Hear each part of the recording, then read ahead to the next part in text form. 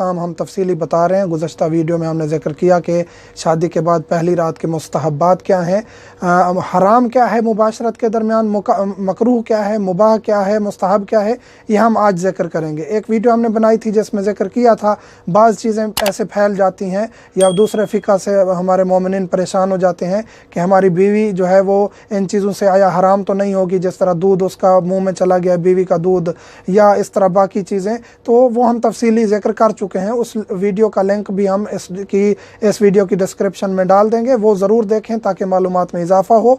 बाज़ चीज़ें ऐसी होती हैं जो ऐसे फैला दी जाती हैं लेकिन उनका हकीकत से कोई ताल्लुक़ नहीं होता, तो मोमिनीन को ऐसी चीज़ें बताना हम शरअन अपनी ज़िम्मेदारी समझते हैं। ये चीज़ें अगर हम नहीं बताएंगे, उलमा नहीं बताएंगे, तालिब इल्म नहीं बताएंगे, तो फिर मोमिनीन कहाँ से सीखेंगे। इसलिए इस ज़रूरत को महसूस करते हुए ताकि हमारी आने वाली नस्लों पर भी अच्छा असर हो और हमारा जो नौजवान तबका है जो शादीशुदा या शादी करने जा रहा है उनको भी सही मालूमात हो, मुस्तहब्बात का पता हो, हरामात का पता हो, ताकि वो अपनी ज़िंदगी इस्लामी तरीके के मुताबिक गुजार सकें और रूहानी अच्छे असरात मुरतब हों उनकी ज़िंदगी पर और बुरे असरात से वो दूर रह सकें। तो आज हम कुछ मकरूहात और आदाब जमा, मकरूहात और मुस्तहब्बात ज़िक्र करेंगे। हराम जो है वो जमा में वो ये है कि हैज़ की हालत में ख़ातून है तो उस हालत में उसके साथ जमा करना हराम है।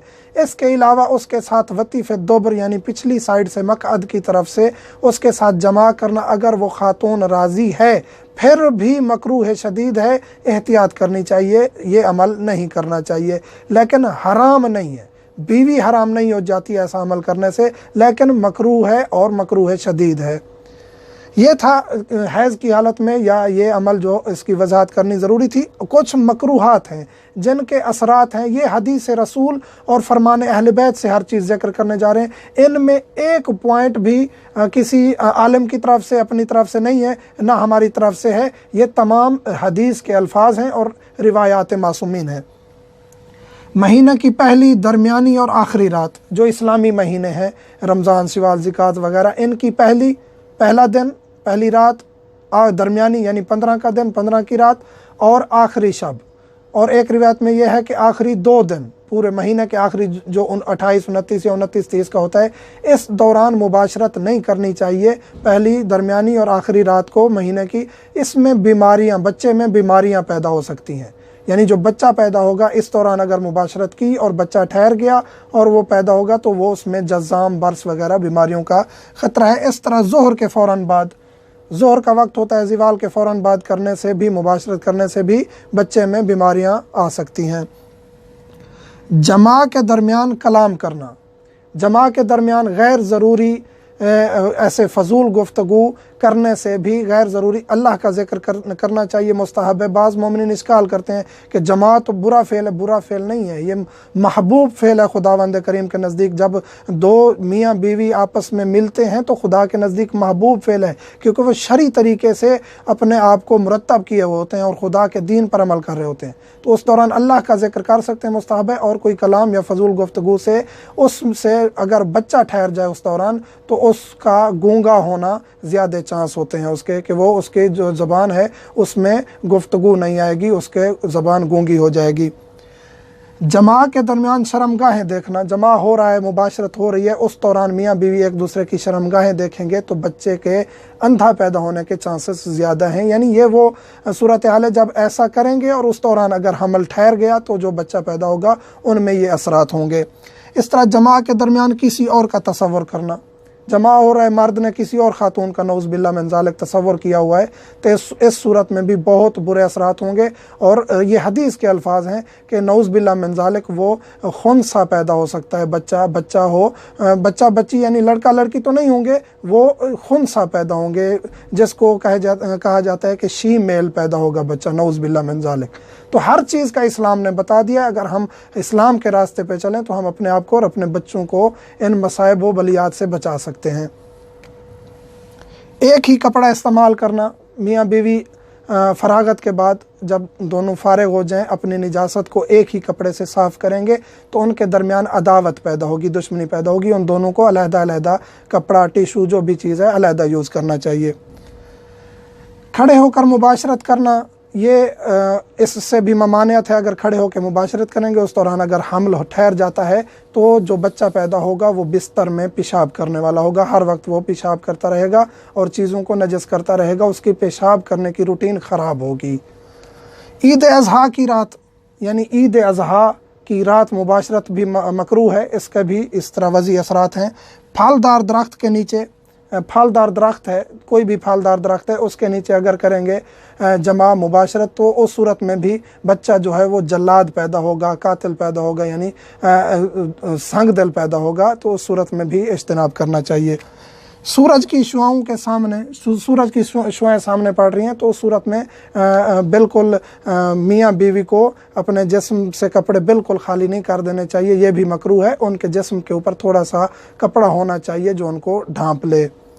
अज़ान और इकामत के दरमियान भी मुबाशरत नहीं करनी चाहिए। हामला के साथ वुज़ू के बगैर, अगर प्रेग्नेंट है खातून तो उसके साथ अगर मुबाशरत कर रहे हैं तो वुज़ू करना चाहिए। वैसे भी वुज़ू करके जमा करना मुस्तहब है, लेकिन उस सूरत में ज़्यादा ताकीद है कि प्रेग्नेंट खातून है तो उसके साथ जमा से पहले वुज़ू करें। छत पर, खुली छत है, छत पर मियाँ बीवी मुबाशरत करते हैं तो इसके भी बुरे असरात हैं, यानी बेशरम बेहया इस किस्म का बच्चा पैदा होगा, मुनाफिक पैदा होगा, इससे इज्तनाब करना चाहिए। सफ़र की रात, सफ़र करना चाहते हैं अगले दिन मियाँ बीवी तो उस रात के लिए भी मकरूह है कि वो मुबाशरत ना करें, तर्क करें। खाना खा के भरा पेट है तो उस सूरत में भी मुबाशरत नहीं करनी चाहिए, जिस्म को नुकसान पहुँचता है, बीमारियों का ख़तरा ज़्यादा होता है। खौफ और परेशानी की हालत में, मियाँ बीवी में से दोनों में से कोई एक या दोनों परेशान है या खौफ है तो उस सूरत में भी मुबाशरत तर्क कर देनी चाहिए, मकरूह है कि उस सूरत में मुबाशरत करें। कसूफ, खसूफ यानी खौफ की हालत है, चांद गिरहन का वक्त है, सूरज गिरहन का वक्त है, आसमानी कोई भी आफत है, तेज़ आंधी है, ज़लज़ला है, उस सूरत में मुबाशरत तर्क करनी चाहिए, मकरूह है। बच्चों के सामने ये इंतहाई अहम है।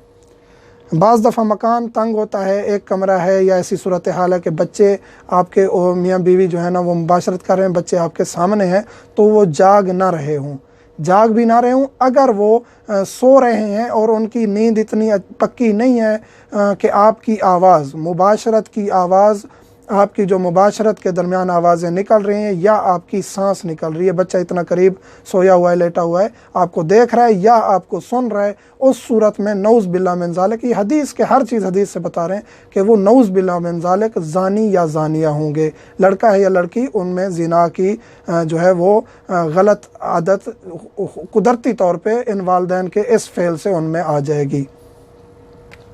किबला रुख होकर, किबला रुख, मर्द किबला रुख हो के मुबाशरत ना करे, मकरूह है। इस तरह एहतलाम है, मर्द को एहतलाम हो गया है तो उस सूरत में भी अब एहतलाम के बाद गुस्ल करे फिर मुबाशरत करे, मकरूह है कि फिर एहतलाम के बाद वो मुबाशरत करे बीवी के साथ और फिर बाद में दोनों गुस्ल की एक ही नियत, क्योंकि गुस्ल हम पहले जिक्र कर चुके हैं कि गुस्ल एक ही कर सकते हैं, जितने भी आप पर गुस्ल वाजिब हों या मुस्तहब हों। अगर पहले मुबाशरत की है, ये सवाल बहुत ज़्यादा होता है, फिर गुस्ल नहीं किया, दोबारा मुबाशरत करना चाहते हैं तो ये मकरूह नहीं है, बस आप वज़ू कर लें और आप दोबारा मुबाशरत कर सकते हैं। वज़ू नहीं किया, कुलियाँ कर लें, हाथ धो लें तो किराहत दूर हो जाएगी। लेकिन अगर एहतलाम हुआ है, एहतलाम हुआ है उसके बाद फिर आप गुस्ल करें, फिर जाके मुबाशरत करें। अगर एहतलाम के बाद आप मुबाशरत करते हैं तो ये मकरूह है। दोपहर में वती करना यानी कि मक़अद की तरफ खातून को यानी बीवी को मक़अद में मुबाशरत करना, अगरचे वो राज़ी है, पहले मैं ज़िक्र कर चुका हूँ, मकरूह है, शदीद है, इज्तनाब करना चाहिए, एहतियात करनी चाहिए। कुछ मुस्तहब्बात भी हैं, हरामात ज़िक्र कर चुके हैं कि हैज़ की हालत में नहीं करना चाहिए, हराम है हैज़ की हालत में जमा करना। इस तरह बाकी चीज़ें जो हमने ज़िक्र की हैं मकरूहात। अब मुस्तहब्बात भी कुछ हैं, वो ये हैं कि बिस्मिल्लाह पढ़ें जमा से पहले, बावुज़ू हूँ, मुस्तहब है, प्यार से पेश आएँ, ये भी हदीस है, रिवायत है कि प्यार से पेश आ जाए, ख़ातून को अपनी मोहब्बत देनी चाहिए, संग दिली, सख्ती और जल्दी का काम नहीं करना चाहिए, ये मकरूह है और ये आदाब के ख़िलाफ़ है। जल्दी नहीं करनी चाहिए, उनसे शफ़क़त, मोहब्बत और इस अमल के दरमियान लज्जत होनी चाहिए, ये हर चीज़ हमें अहले बैत ने और इस्लाम ने सिखा दी है। इसके बाद यानी प्यार, नरमी, शफ़क़त, मोहब्बत के बाद इंसान की मुबाशरत को तकमील तक पहुँचना चाहिए। और सोमवार की रात, सोमवार की रात, मंडे की रात मुस्तहब है। इस रात अगर मुबाशरत करेंगे, बच्चा ठहर जाता है तो वो हाफिज़ कुरान पैदा होगा, यानी उसके अंदर हिफ्ज़ कुरान की ताकत बहुत ज़्यादा होगी। मंगल की रात अगर करेंगे मुबाशरत, बच्चा पैदा होगा तो उस सूरत में, यानी मंगल की रात मुबाशरत की, हमल ठहर गया, बच्चा पैदा होगा तो उसके अंदर शहादत का रुतबा होगा, शहीद होगा, उसके अंदर वो कुव्वत कुदरती तौर पे आ जाएगी। ख़मीस की रात और दिन बहुत अहम है। मंगल की रात के बारे में बहुत ज़्यादा फ़ज़ाइल ज़िक्र किए गए हैं। इसी तरह ख़मीस की रात और ख़मीस का दिन, यानी ज़ोहर के बाद हमने कहा था कि मकरूह है, लेकिन ख़मीस के दिन मकरूह नहीं है। ज़ोहर के बाद आप मुबाशरत कर सकते हैं, बल्कि मुस्तहब है। जुम्मा की रात और जुम्मा का दिन, ख़ुसूसन जुम्मा का दिन असर के बाद, यानी नमाज असर यानी वक्त असर के बाद, ये भी मुस्तहब है और इनके भी फ़वाइद हैं। अगर बच्चा ठहर जाता है तो उसके असरात अच्छे होंगे।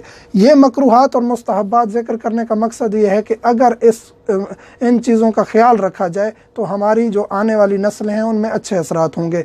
अगर इन चीज़ों का ख्याल रखते हैं, बच्चे की तलब है, बच्चा हम चाहते हैं और प्रेग्नेंट खातून हो जाती है इन चीज़ों का ख्याल रखते हुए, तो यकीनन खुदावंद करीम और उनके पाक हस्तियों का जो कलाम है वो हक है, सच है और उनमें किसी किस्म की शक की गुंजाइश नहीं है। तो हमारे बच्चे ज़ाहिरी और बातनी ऐब से पाक होंगे। इन चीज़ों का ख्याल जितना रखेंगे उतना हमें फ़ायदा होगा, दुनियावी भी उखरवी भी। तो ये थे हरामात, मकरूहात, मुस्तहबात जो ज़िक्र किए जाते हैं, शरीयत में मौजूद हैं, रिवायात में मौजूद हैं। इन चीज़ों का ख्याल रखना चाहिए। दीगर कुछ भी ऐसे मकरूहात ज़िक्र किए जाते हैं कि कश्ती में भी मुबाशरत नहीं करनी चाहिए, जैसे बहरी जहाज़ है, कश्ती है, इन चीज़ों में, और बाकी इस तरह कुछ और दीगर हैं, लेकिन जो मौसक तरीन रिवायात और अहादीस से हमें ये मिले हैं, हमने ज़िक्र किए हैं, मोमिन से मुल्तमस हैं, हमें दुआओं में याद रखा करें। और जो इन चीज़ों के बारे में सवालात आपके जहन में उठते हैं तो वो आप कमेंट्स करेंगे, इंशाअल्लाह हम उनका जवाब देंगे। वल्हम्दुलिल्लाहि रब्बिल आलमीन।